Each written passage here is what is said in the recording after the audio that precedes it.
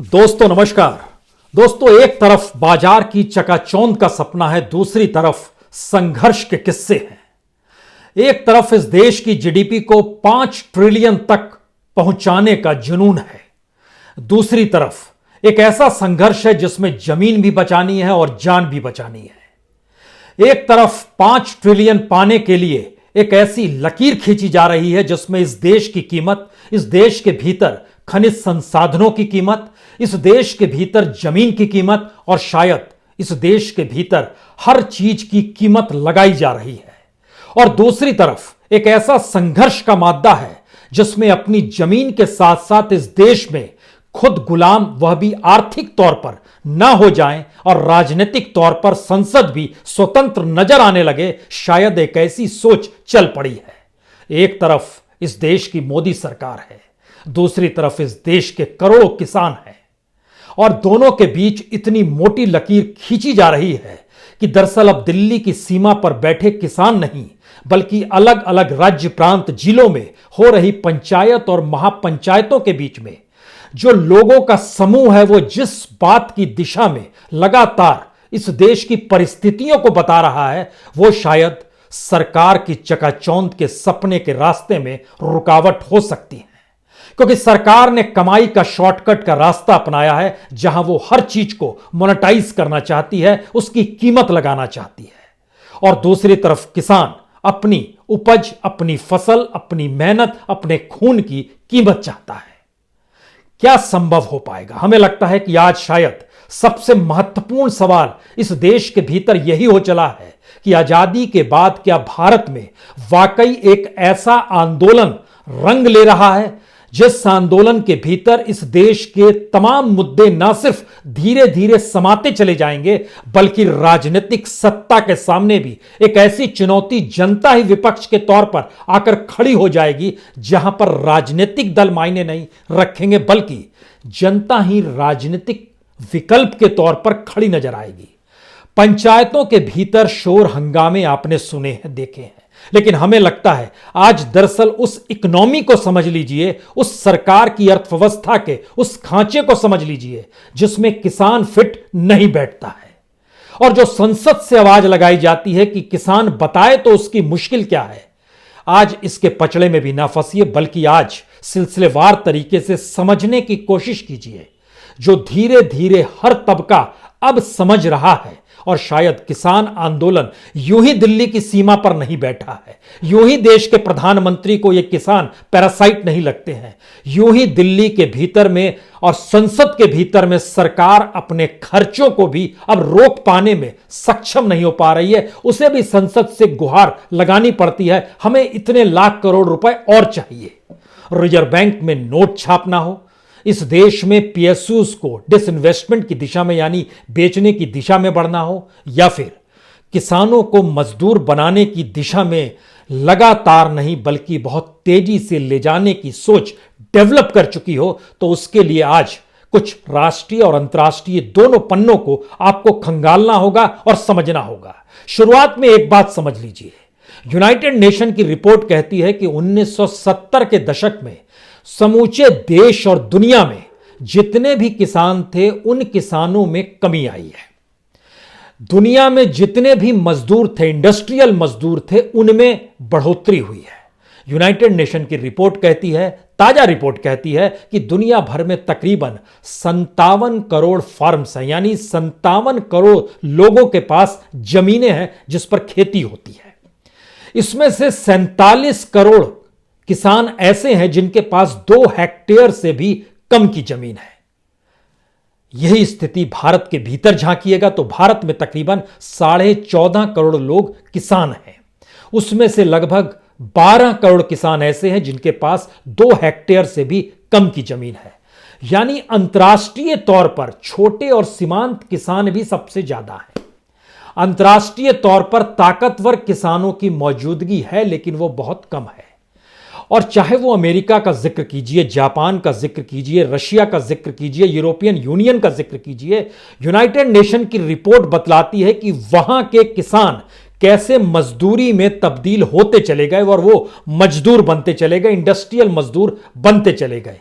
और कमाई जो होती है वो इंडस्ट्री के जरिए होती है, प्रोडक्शन के जरिए होती है। और आईएमएफ की रिपोर्ट एक हमको लगता है जिक्र करने की जरूरत है, जिसका बहुत साफ मानना है कि दुनिया में जो 57 करोड़ फार्म्स हैं, यानी किसान जो जमीन के ऊपर बैठे हुए हैं, इतने लोगों से खेती कराने की जरूरत है नहीं।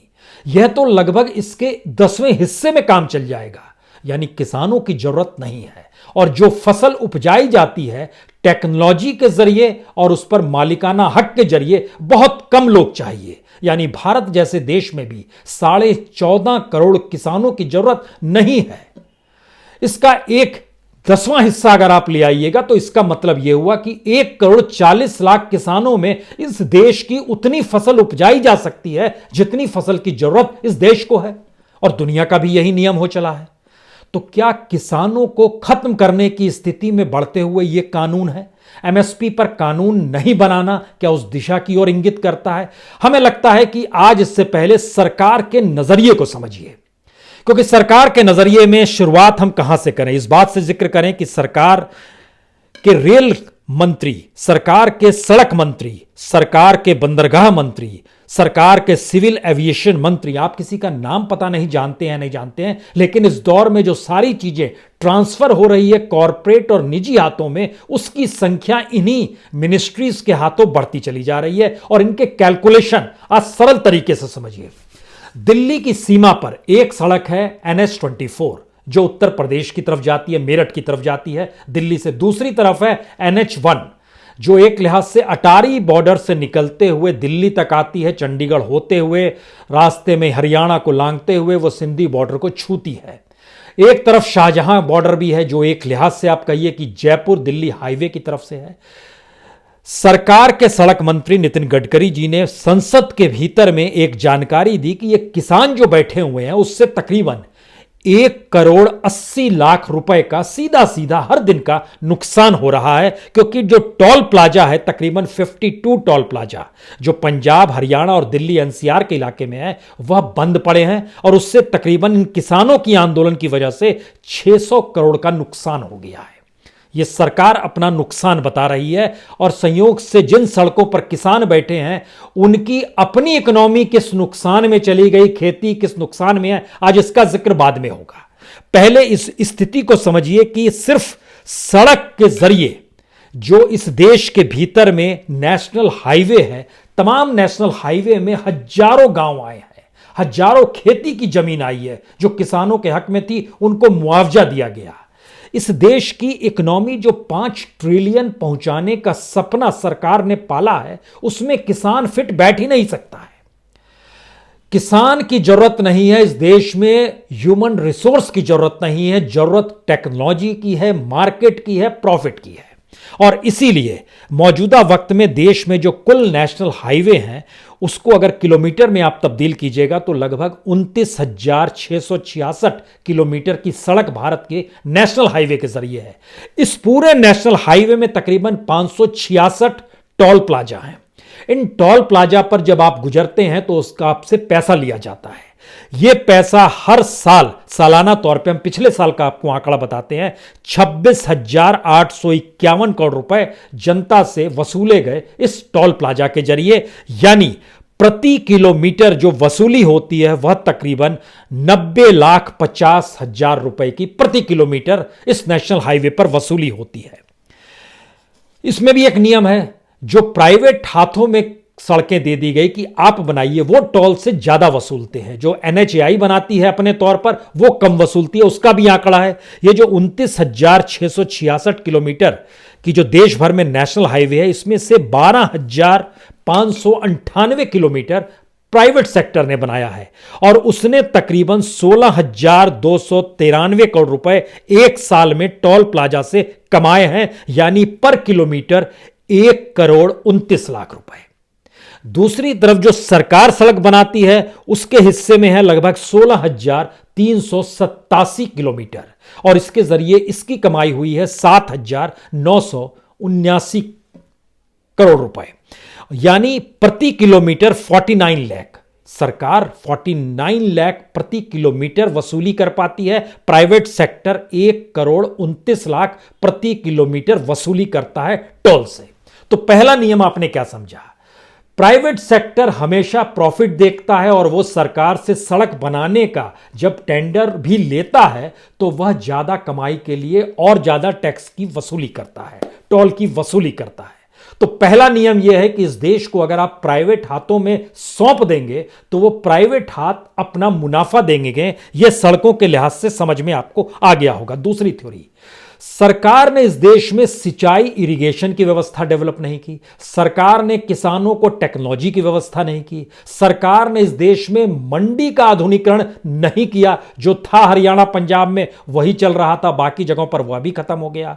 जो किसान के खेत से मंडी तक अनाज लाने की व्यवस्था है या खेत से गोडाउन तक अनाज ले जाने की व्यवस्था, इसके लिए किसी तरह के कोई ट्रांसपोर्ट की व्यवस्था सरकार की तरफ से नहीं हुई, क्योंकि सरकार को खर्च होता था। सरकार कहती हमारी इकोनॉमी ऐसे नहीं बढ़ पाएगी।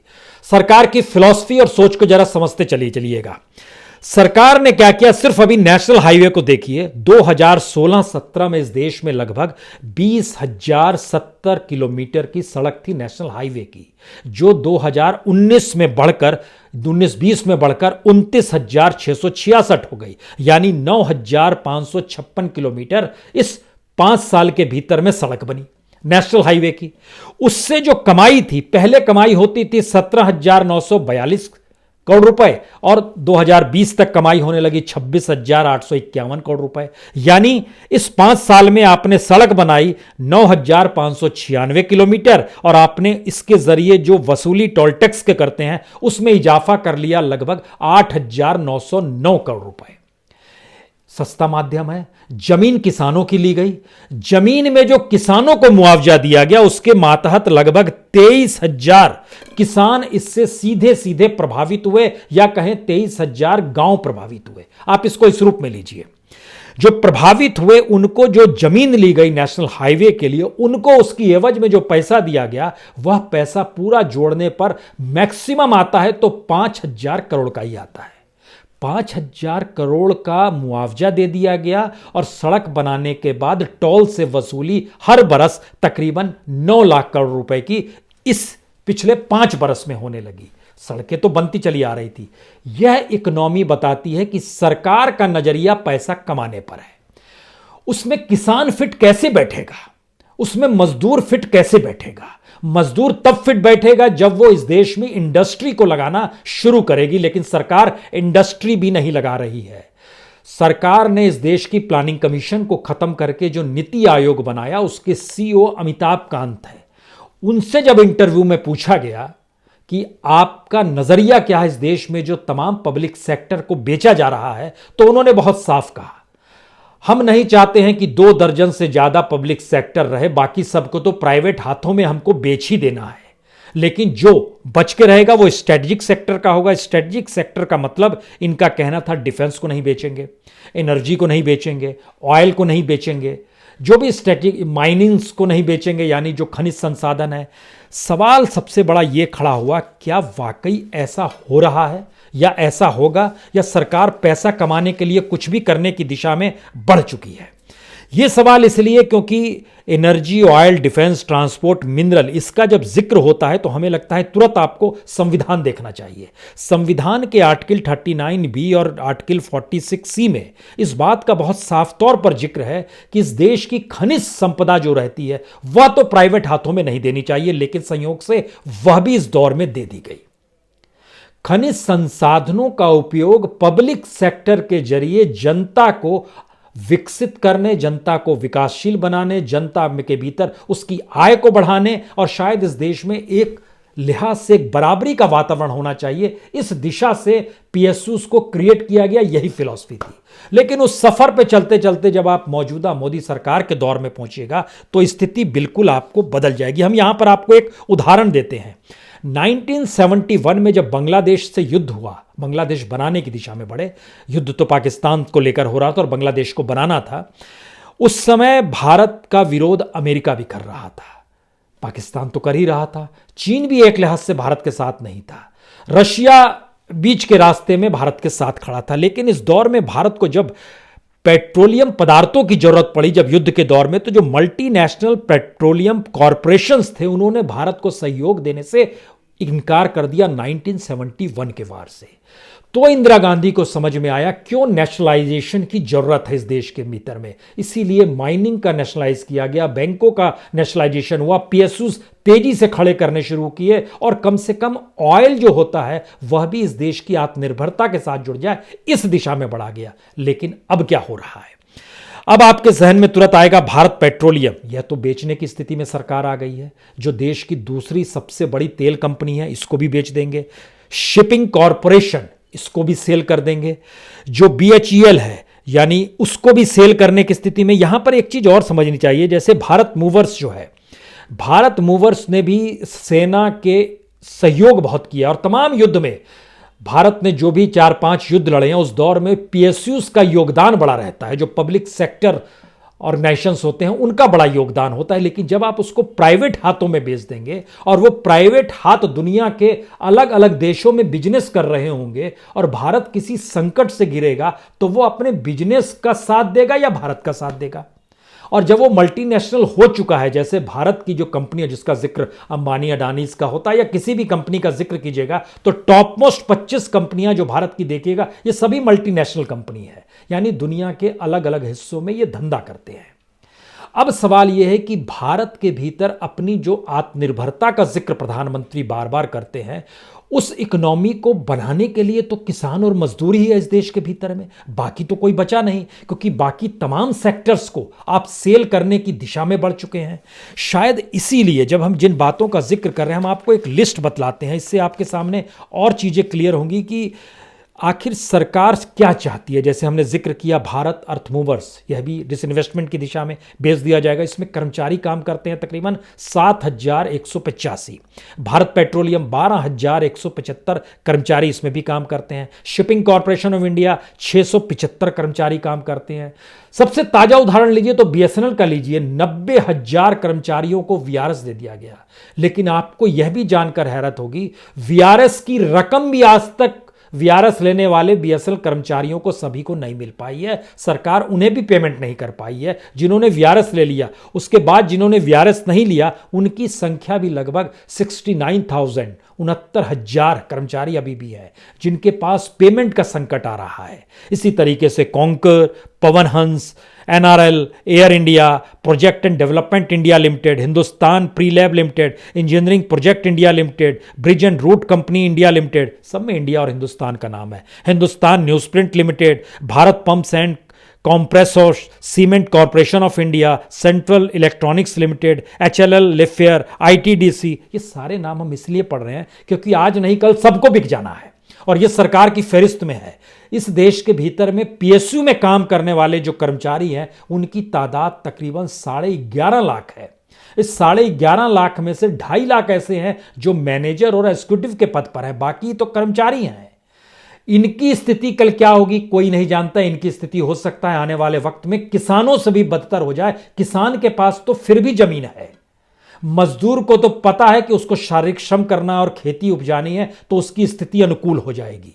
लेकिन यह जो ब्यूरोक्रेट्स के भीतर में बैठे हुए कर्मचारी हैं, जो A grade 2 grade 3 grade 4 grade 6 grade, ये सारे लोगों की जब नौकरियां जाएंगी तो क्या होगा?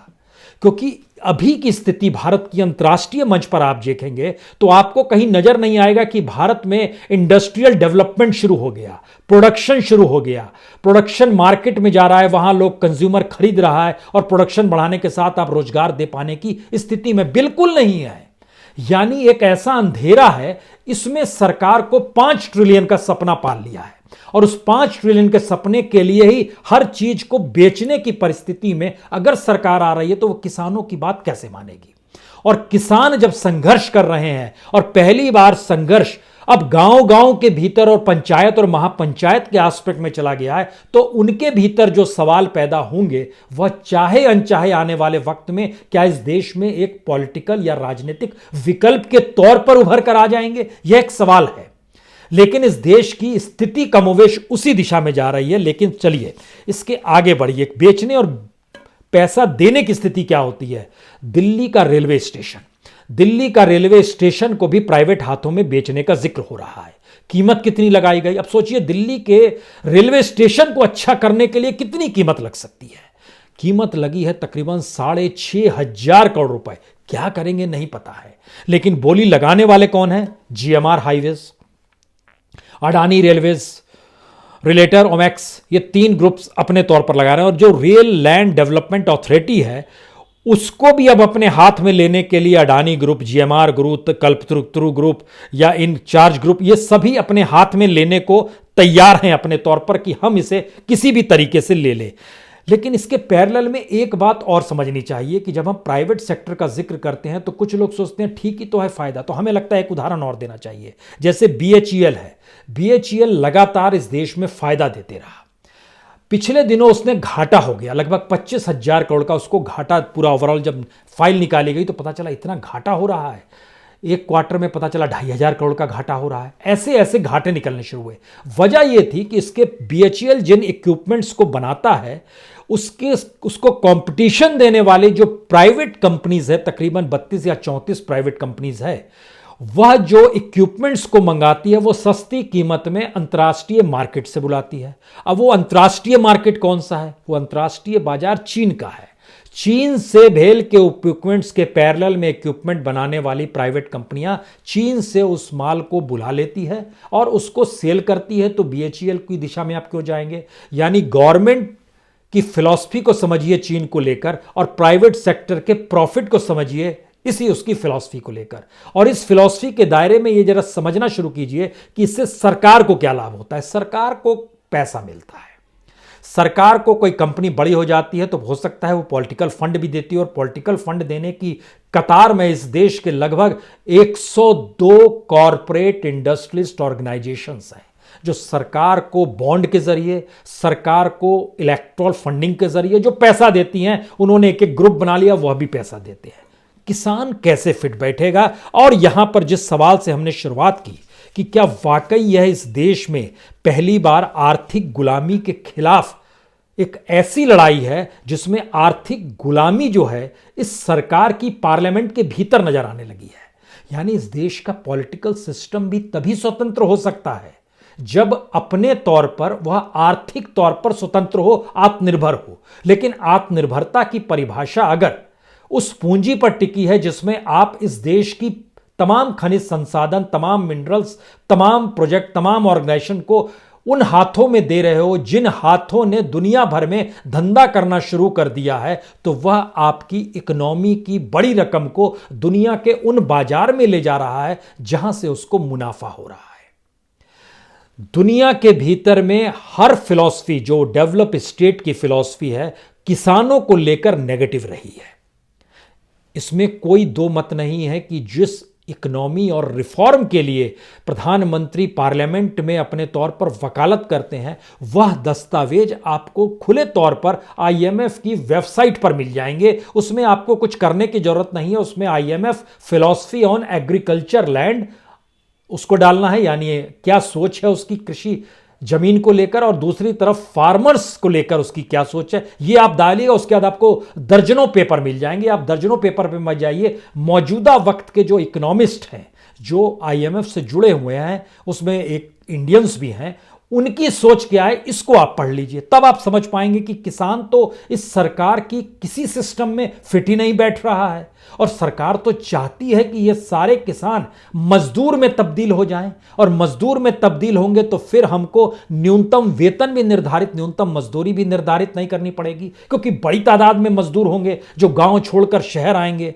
शहर में इंडस्ट्री जो भी लगाएगा और सरकार जिनको सहूलियत देगी, उस जिक्र बार बार एमएसएमई का करती है, हालांकि इस बजट में उसका जिक्र भी नहीं हुआ। सरकार समझ गई कि पैसा उसके पास है नहीं, और पैसा जहां देंगे वहां से चीजें डेवलप इसलिए नहीं हो पाएंगी क्योंकि वह अपने क्राइसिस में जा रहा है। तो हर कोई अपनी बुक को ठीक करेगा, अपनी स्थितियों को ठीक करेगा। यानी इस देश के भीतर में क्या वाकई पब्लिक सेक्टर को पूरी तरीके से बेचने की स्थिति आ गई है क्या? दुनिया में ऐसा नहीं है। दुनिया में एक शानदार बार बार एक मैगजीन निकालती है, वो बताती है कि जो फॉर्च्यून एक मैगजीन है वो दुनिया के टॉप मोस्ट 50 कंपनीज की लिस्ट जारी करती है, और आपको जानकर यह हैरत होगा कि उस 500 कंपनियों में 175 कंपनी ऐसी, यानी 35% कंपनीज पीएसयू की है। 175 कंपनियों में जो 100 कंपनियां हैं पीएसयू की, वो चाइना की हैं। चाइना का 100% जो पब्लिक सेक्टर का है उसने गेन किया है। इससे भी अगर बात नहीं समझ में आए तो इससे समझिए कि वर्ल्ड वाइड जिस भी कंट्री के भीतर में पब्लिक सेक्टर काम कर रहा है उसकी इकोनॉमी में वो इजाफा कम से कम 3 से 4% का करता है। ये एक एवरेज है। भारत के भीतर का सच क्या है? भारत के भीतर का सच यह है कि भारत में जो पीएसयूज काम करते हैं उसमें लगभग 1,60,000 करोड़ रुपया नेट प्रॉफिट है। जो डिविडेंड मिलता है सरकार को वो लगभग 77,000 करोड़ का है। लॉस जो है, जिस लॉस का जिक्र करते हुए डिसइन्वेस्टमेंट का जिक्र हो रहा है, वो लगभग 34,800 करोड़ का है। अब इस लिहाज से भी पीएसयूज को आप कैसे सेल कर सकते हैं, जबकि इसके पैरेलल में जिन्हें आप सेल कर रहे हैं, जिन कंपनियों को दिया जा रहा है ना, वो चाहे आप नाम लीजिएगा कि नहीं अंबानीज को दे दिया गया, अडानीज को दे दिया गया, टाटास को दे दिया गया, XYZ किसी को भी दे दिया गया, जब आप इस बात का जिक्र करेंगे इनको कर दिया गया, इनके ऊपर बैंकों का कितना कर्ज है यह भी जब आप देखना शुरू कीजिएगा तो आपको जानकर यह भी हैरत होगी। बीते 6 साल के भीतर में जो भी चीज इस देश में प्राइवेट हाथों में दी गई, उन प्राइवेट हाथों के ऊपर एनपीए की जो पूरी रकम है वह तकरीबन 2.5 से 3 लाख करोड़ रुपए का इस देश की जनता का जो पैसा बैंक में जमा था वो उनके पास है। ओवरऑल तो लगभग 7.5 लाख करोड़ से ज्यादा का है इस दौर में जो एनपीए डेवलप हुआ है। एनपीए हालांकि 12 लाख करोड़ तक का, लेकिन सरकार ने बार बार कुछ रियायत दे देती है, आप इनका हटा दीजिए, बुक को साफ कर दीजिए, रिटर्न ऑफ कर दीजिए, बाद में इसको नोटिस भेजते रहेगा, तो जनता के पास वही आ पाता है देखने के लिए जो सरकार बैंक के जरिए दिखाना चाहती है। अब यहां से सवाल आखिरी शुरू होता है कि अगर इस देश के भीतर में बैंकों का भी प्राइवेटाइजेशन की दिशा में सरकार बढ़ रही है, इंटरनेशनली बैंक के हाथों में सौंप रही है और बैंक भी खोखले हो रहे हैं, तो इस देश में किसानों के ऊपर जो कर्ज है बैंकों का, और बैंक से जब वो किसान कर्ज लेता है तो किसान को बैंक भी कर्ज नहीं देंगे और नहीं दे रहे हैं इस दौर में। आखिरी सच यह भी है, यानी किसान इस देश में कर्ज लेगा तो पुरानी फिलॉसफी में आ जाए वो साहूकार से कर्ज ले जो बहुत ज्यादा ब्याज लगाएगा और उसके बाद वो आपका खून निचोड़ लेगा।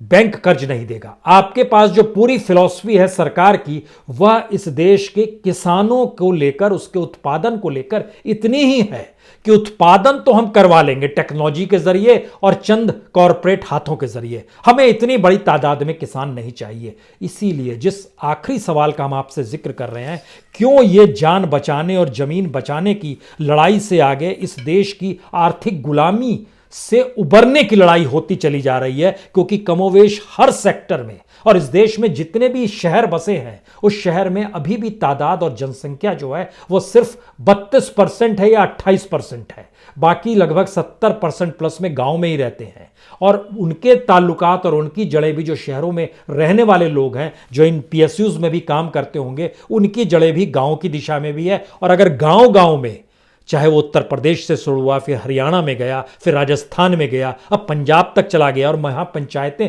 अगर हो रही है, तो सीमा पर बैठे हुए किसान एक सिंबल है। इस देश के भीतर में कमोवेश हर राज्य की राजधानी की घेराबंदी की दिशा में किसान धीरे धीरे बढ़ जाएंगे, क्योंकि एग्रीकल्चर और लैंड जो है यह स्टेट का मामला है और लड़ाई एक नए तरीके से शुरू होगी। सवाल सिर्फ इतना है कि जिस चकाचौंध की दिशा में 5 ट्रिलियन का सपना दिखाकर सरकार ले जा रही है, अगर इस देश का किसान मजदूर उसमें फिट नहीं बैठता और सरकार शॉर्टकट अपना चुकी है पॉलिसीगत तरीके से, तो फिर आने वाले वक्त में यह संघर्ष का रास्ता क्या चकाचौंध को कुचल देगा, या चकाचौंध की ताकत इतनी होगी कि वह एक ऐसी परिस्थिति में देश को ले आएगी जहां हर चौराहे पर संघर्ष की स्थिति नजर आने लगे? क्या होगा? यह एक सबसे बड़ा सवाल है। लेकिन हमें लगता है कल जब हम आपके साथ बैठेंगे तब हम आपको एक नया सच बताएंगे। इस देश के भीतर में हर दिन कितने लोग इस देश की नागरिकता को छोड़कर जा रहे हैं और उसके पीछे की सोच और समझ क्या है और क्यों यह सरकार फेलियर है, हम आपको कल बताएंगे। लेकिन जरा इस फिलॉसफी को समझ लीजिए, सरकार के लिए किसान कोई मायने नहीं रखता है। बहुत बहुत शुक्रिया, बहुत बहुत शुक्रिया।